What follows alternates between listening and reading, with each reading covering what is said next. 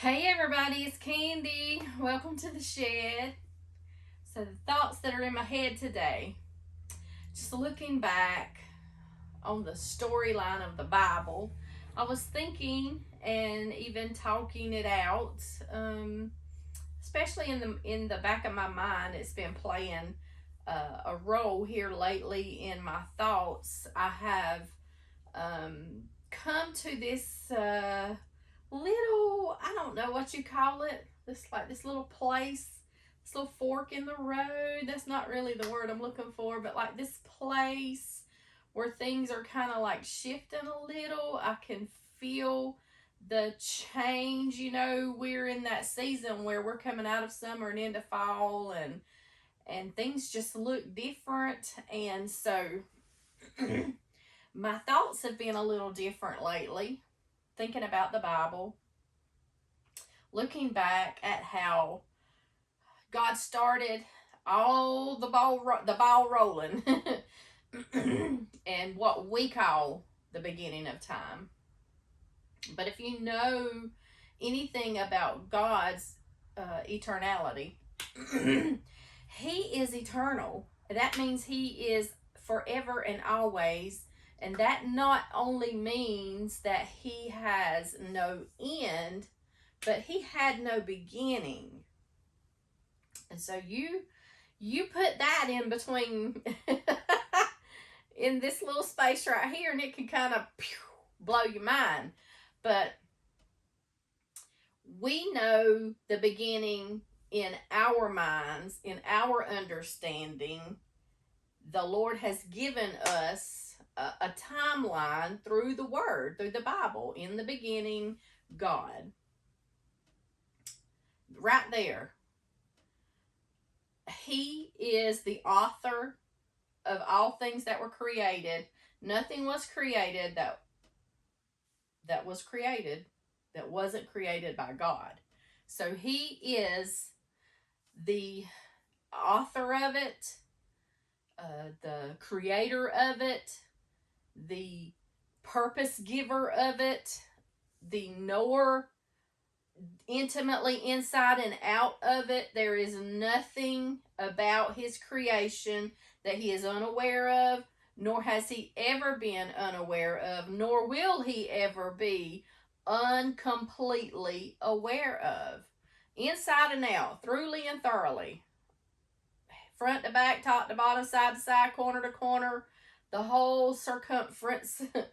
If you melt it all down and there's nothing left but the vapors that evaporate, He is aware of even the vapors of everything, because He is the author of all creation. He is the origin. He's the source of all resources. So when I say He not only has no end, He had no beginning, what we call the beginning was really not His beginning. It is just the beginning that He has allowed us to have a little glimpse into through the Word and through our existence. And so when you think about that, I think about that, it kind of blows my mind, and it makes me ask this question. And God's not scared of our questions. He's not. But just how long was God hanging out in eternity when nothing was there before He spoke into nothing and put something? Like, how long was He just hanging out? What was He doing? And those kind of things. Girl, I can come up with some questions, okay? I can just imagine sometimes God and what He thinks with my crazy, silly, kooky questions. Like, where did you even get that question from? What even made your mind go there? But, I get to sitting around and I just start thinking about God and how big He is and how awesome He is and how much He knows and how He's always. He's eternal. There's no measuring the depth of His understanding. And so we like to put Him in our little box. We do. the human person mind, the beings that we are, we want to always know what's going on, always be in control, not be left out of the loop. We want to think we know more than anybody else, and we want to know it first and most and all of it. And we're never going to be that way because we're not God. He is. We're not. But back to the storyline of the Bible. So, one moment in eternity past, he decides that now's the time. And he spoke, let there be light. That's the first thing he spoke into existence as far as our Bible teaches and tells us about God. Let there be light. And the Bible teaches us that that light shines in the darkness, and the darkness comprehendeth it not. That light was there before the sun was there. That light was there before electricity was invented. That light was there before Edison was ever Edison, okay? And you think about that, and it's kind of mind-blowing. Like, what did light look like before it was put into a big ball of sun, or a star, or a reflection of it was given off of the moon? And then what was it? And you know, what did it look like? What did it have a sound? Was it, you know, these questions of mine, I can have them. But I love to think about my God in those ways, because it really gives me a better understanding of just how big and how great he really is. Like, he's so much bigger and greater than we'll ever be able to fathom in our little minds. In this little, what is this?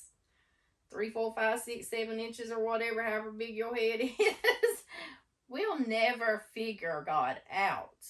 He is so much bigger and greater than us. In all his greatness, and you look around at all the goodness that he's created and the beauty that's in the world, and you think of how ugly sin made it. There we go, back to the beginning, back to the fall, back to when dominion was taken. But God's plan has always been God's original plan for the goodness of mankind. And you know, I was thinking back to how God started over with Noah. And I was, you know, pondering in my mind all those people hanging around and hearing Noah's preaching for all those weeks, months, and years, or days, until one day the rain came. The rain fell from the sky, and all those people, only 8 souls on the ark. All those people just washed away, completely destroyed. And it's just, you know, I think in my own self, not just in humanity and the world in general, because there's some badness out there, and it's disturbing, okay? It's very disturbing. But there's also some goodness, and all the good things originate with God. And he made everything good and perfect and right. He didn't make his creation to be destroyed or to be overrun by all the bad things and the wickedness out there. That was not his original intention. It was not his purpose. And it doesn't mean that anybody pulled anything over on God, because Lucifer didn't. He tried, but he didn't. He was kicked out of heaven. I beheld him as lightning, is what the scripture says. I mean, just like that, he was gone, okay? And then he wound up making a mess down here. And so, whew, you go back to the garden, back to the beginning. So back to the garden, back to the beginning, back when God put it all here, all the beauty, this beautiful garden, put his man in the garden, and the Bible teaches us that the serpent was there. And he spoke and had conversation with Eve. But fast forward from there to today, he doesn't have a voice to speak per se, unless his demons take on the form of a man and can speak through that man or that human. And so he wants to take our voice because he has none. He has none. His head was crushed, okay? He has no voice. But he does like to play with this space right here. And so we have to be careful and guard the gate of our mind. We're the gatekeeper of self, okay? We want to be very careful what we take in, because eventually it flows out. And so we have to be on guard. We have to put a guard at our lips, what we speak, which means out of the abundance of the heart, the mouth speaks. So therefore, we better be guarding our heart. And before it gets into our heart, it starts with our minds, okay? So we have to be careful what we're thinking on. And we will think on the things that we have allowed to come in to our eyes, our ears, what we have taken in will begin to roll over in our minds. And when it rolls over enough times, it becomes embedded and imprinted on our heart, and our hearts will speak through our mouth, and our words are seed that cause things. I know people don't like and they got this blab it, grab it, name it, claim it thing. And I know people are totally against that. And I know God's not a genie in a bottle. But yet we have to be careful, because the Bible teaches us these things. Before the devil can do anything or whatever his doings are, before any of it, he's never a creator. He's always a corrupter. So he takes and gets his ideas and his ways. He copies what God has done. He copies the creator. So he takes the good things that God has intended for us to have, which are our voices, our ability to be creative, because we were formed and made in his likeness and his image. And so the devil cannot create. He cannot be like God. He cannot be like the Most High. Everything he does is he steals it, or he copies and distorts and corrupts it. And so we don't need to give the devil place, and we don't need to let him steal things that originally were intended for our good. We do have the right to speak, declare, and decree. We do have that right. God give us that right. In fact, he instructs us in his word, teaching us to think on the good things, to speak life, and to believe his truths, not Satan's distorted truths.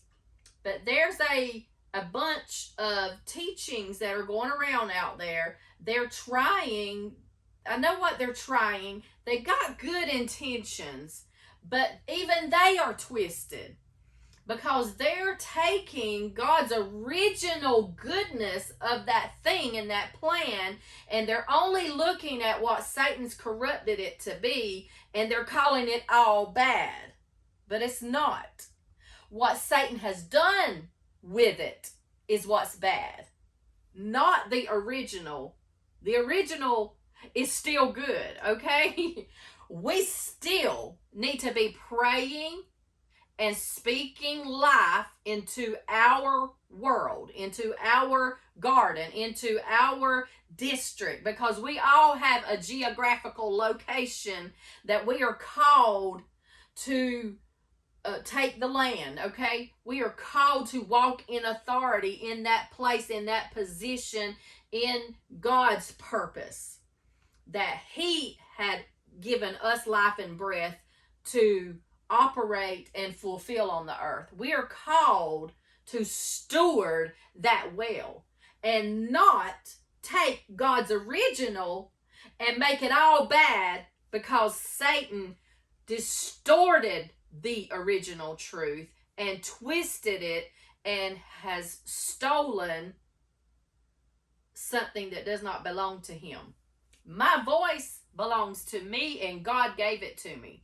And I have the right, the God-given right, and I have been instructed from the Word, from God, to speak life into my environment, into my situation, to pray the Word back to God. Isaiah 55, that Word, God sent original word intention that I pray back to Him. That is what will not return to Him void.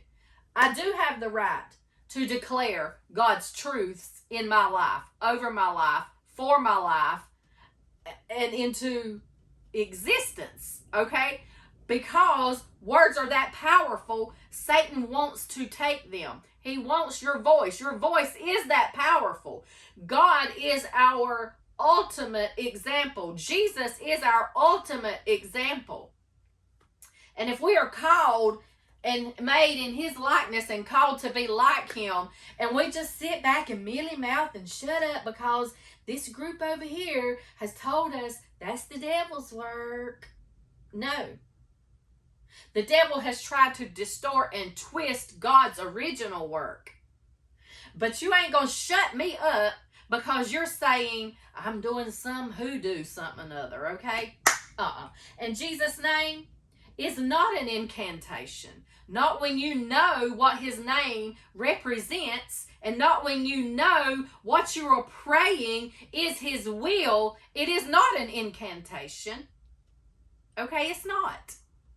That is a twisted, distorted understanding of the original. You have forgotten the original. And you are only looking at Satan's twisted, corrupted, distorted perversion, because he cannot be an original of anything. But yet, and I know y'all got good intentions out there with all this stuff, but you have given him place. You have given him and puffed him up and made him bigger than he is. And you are missing it. And it does. It makes me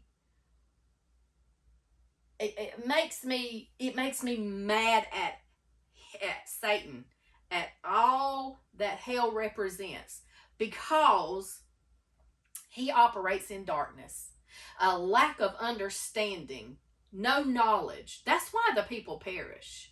That's why people are quiet and mealy mouth and they ain't got no backbone. But you let somebody know that their voice is powerful, that they can speak truth, that they do bring forth life, and out of their belly it flows, and the devil gets them mad and he can't stand it.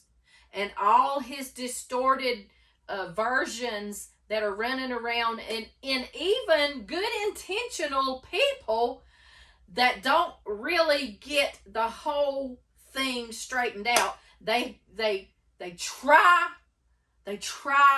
but they miss, they miss giving God back what is originally his, and us being okay to flow and operate and function in it, because they give it all to Satan.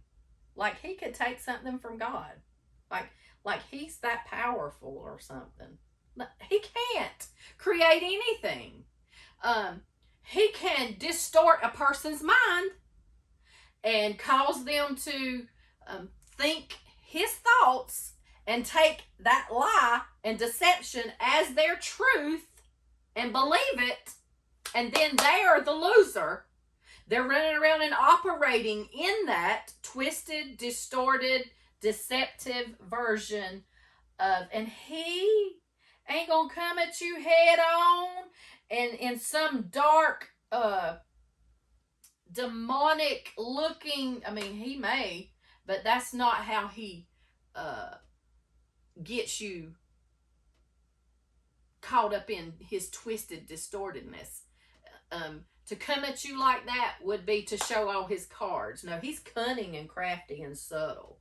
He's slick. So you better be guarding what goes in your heart and comes out your mouth, what goes in your eyes and your ears, and what you meditate on. You better be guarding what you see as whole truth, because you don't have the whole truth if you don't give God back what's originally his and put it back in the rightful position and let it be working and in the purpose that God originally intended it for. If you're just taking it and giving it all that ownership to Satan, he don't own anything except he stole something.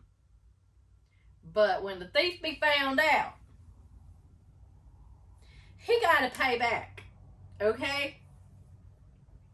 And it's time that those who have that authoritative voice, and loud does not always equal authority. I understand that. I can be loud, okay?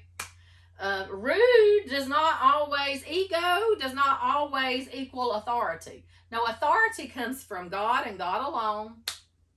And whenever you are walking in that, that's not your authority. It is authority that he has positioned upon you and given to you for you to walk in. But it's originally his, not meant to be yours for you to be like Satan and get it twisted. No, it's originally his, and his purpose and his original design for his goodness for mankind. I'm not giving it up. Not shutting up. I'm not. I'm going to continue to speak life, because our words are seed and they do bring forth a harvest. And so y'all need to think about some things, because even your good, intentional, well-meaning,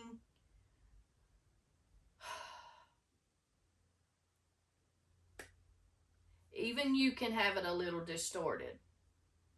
If you don't give the original back to God and look at what it was originally intended for and use it for that purpose, and you give Satan credit for something and then allow him to keep it, he's going to continue to flaunt it and to blow it up and puff it up and think that he won't use it to corrupt, to do his killing, stealing, and destroying. He will.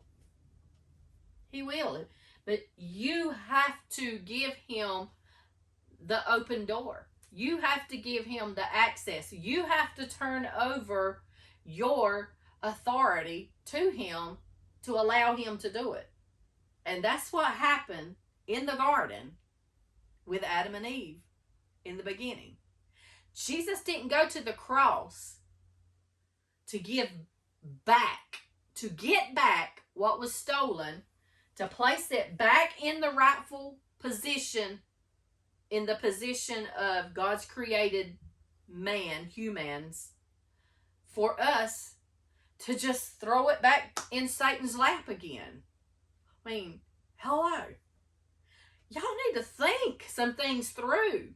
Not just get a whim of something and, oh, that sounds real, whatever. And next thing you know, it's blasted all over because it sounds so, be careful. Everything that sounds ain't. Sound, the airwaves, be careful. Be careful. Because God give us authority to speak into the airwaves. He give us the authority to put him, the devil, in his place. And if we're not taking that authority and we're just letting him have heyday, then heyday he's going to keep having.